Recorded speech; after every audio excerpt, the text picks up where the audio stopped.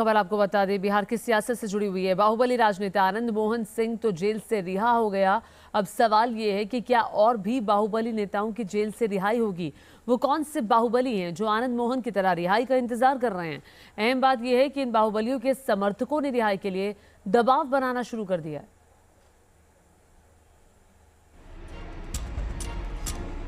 देखिए, नेचर और सिग्नेचर अंतिम में ही समाप्त होता है।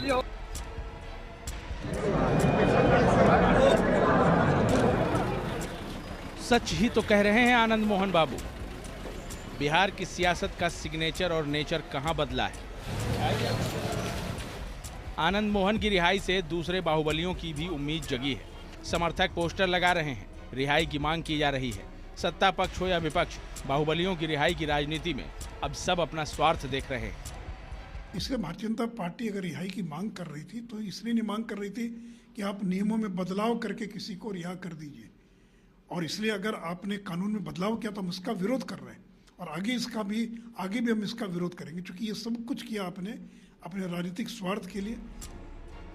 आनंद मोहन की रिहाई से एक बात तो साफ हो चुकी है, बिहार की राजनीति में बाहुबलियों की धमक, उनकी हनक लालू के जंगल राज में भी थी, आज के सुशासन बाबू के राज में भी है और शायद कल भी रहेगी।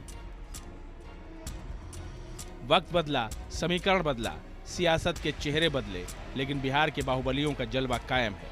आनंद मोहन तो रिहा हो गए, अब किसका नंबर है? राजद के दबाव में माननीय मुख्यमंत्री जी ने इस तरह का निर्णय लिया है। अब जो है प्रभुनाथ सिंह जी और श्री अनंत सिंह जी को भी छोड़ने की बात उठ रही है। अभी इतना ही नहीं, अभी बिहार में 72 और दुर्दांत कैदी जो टाडा और अन्य अपराधों में बंद हैं, वो सब को राजद के दबाव में माननीय मुख्यमंत्री जी को छोड़ना पड़ेगा। जब आनंद मोहन छूट सकते हैं तो प्रभुनाथ सिंह क्यों नहीं? प्रभुनाथ सिंह ही क्यों? अनंत सिंह की रिहाई क्यों नहीं हो रही? यही सवाल इस पोस्टर के जरिए उठाए गए हैं। पटना में लगे पोस्टर में अनंत सिंह और प्रभुनाथ सिंह को शेर दिखाया गया है। इस पोस्टर के शब्दों पर जरा गौर कीजिएगा।